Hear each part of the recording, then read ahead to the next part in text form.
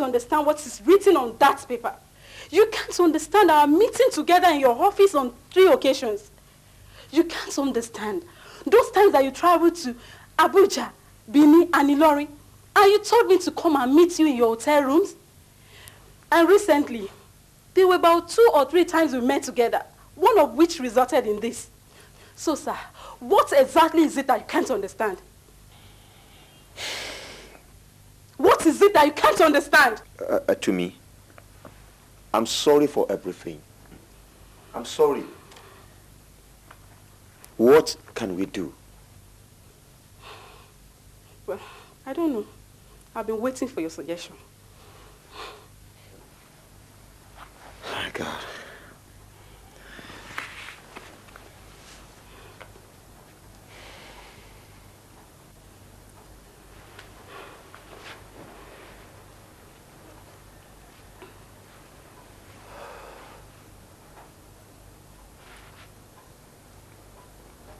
To me,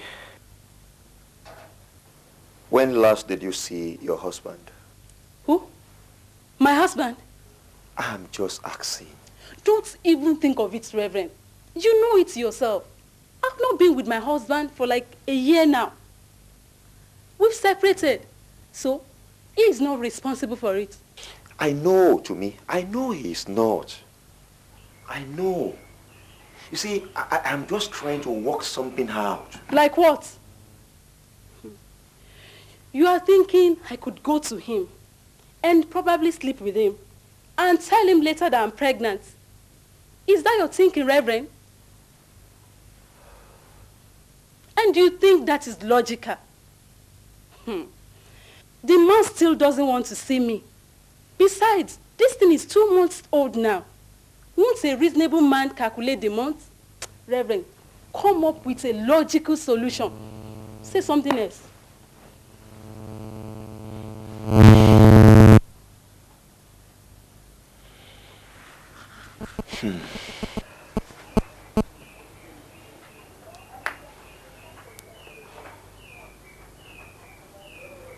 To me, can you abort the pregnancy? Yes! I was getting ready for such a response. I knew you would say that, but I've never done it before. It's risky. To me, what are you suggesting then? I'll keep it. Keep what? Don't you think terminating a 2-month pregnancy is risky? It will amount to endangering my life. I can't do it. To me, you can't keep it. You can't. We have to do something about it. To me, how can you, a married woman, be pregnant for someone like me? Huh? What would the people say? What would the church members say? My wife, your husband, to me, the church members. It's not possible. Then, what else do you think we can do about it?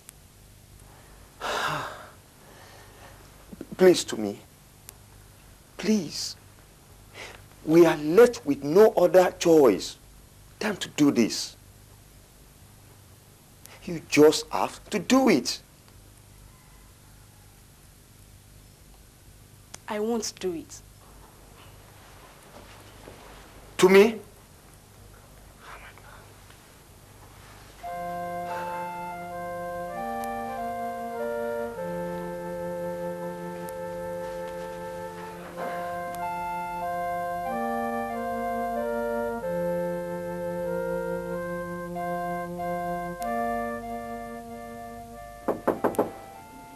Yes, come in.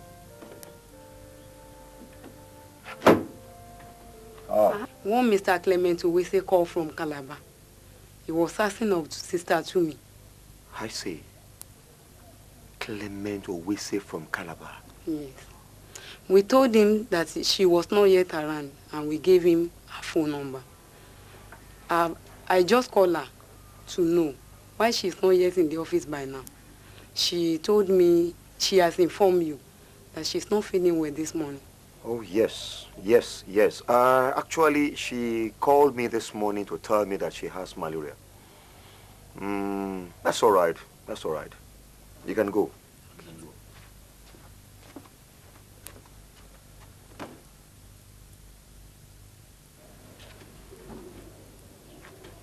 Clement Owese from Calabar.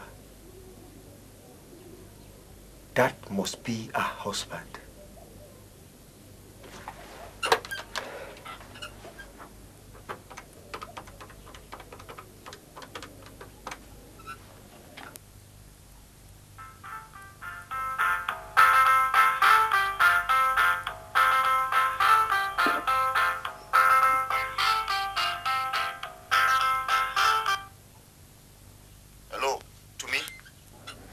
Don't shift off the phone. Don't. What's it? Who is Clement Owese? That's my husband. I see. He has just called the office now. Actually, Clara gave him your number. What for? What did he say? Now, listen to me. Listen to me very well. Back to our former discussion. To me, we are left with no other choice.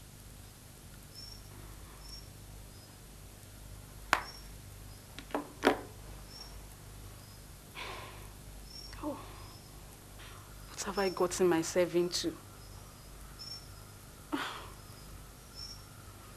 Clement, perhaps he wants to call me back. Oh my God.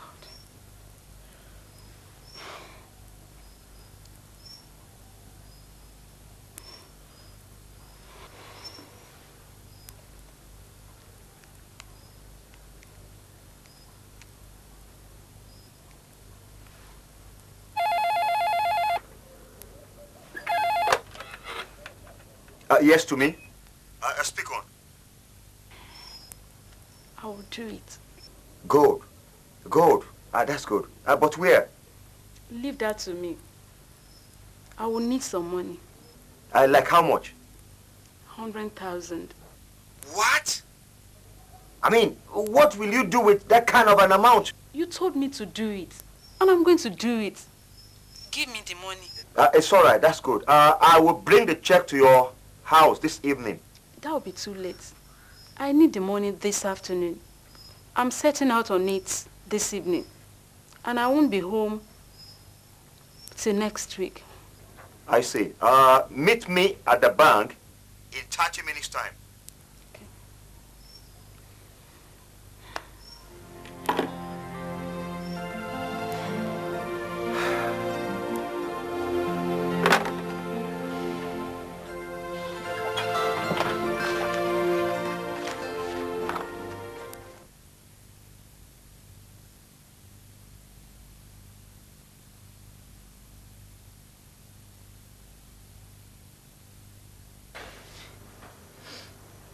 Actually, it was my fault, sir. I never knew what came over me that evening. I brought into the house this strange lady and demanded that my wife serve her dinner. When she refused, I ordered the lady to go into the kitchen and serve both of us. Then my wife pushed her out, hitting her head against the wall. I sent her out of the house while the other lady slept in the house that night, taking over immediately. While my wife and my only son out to sleep in a friend's house that night. She came back the next day to beg me, even bringing friends to plead for her. But I was adamant. I never knew what came over me that evening.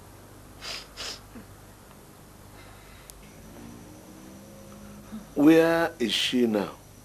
Lagos.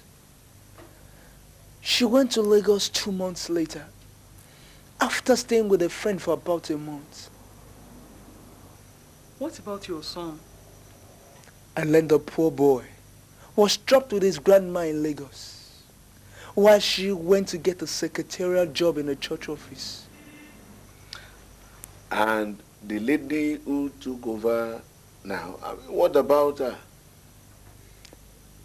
When I was invited to your church that evening, and you preached on the enemy within, and at the end, I came out to give my life to Jesus. The veil was removed from my eyes. Then I realized the pain and the anguish that my recklessness had cost my wife and my only son. I wept when I realized the evil that the devil had done to myself and to my family. When I got back home, I sent her packing. She left that evening. She bewitched me.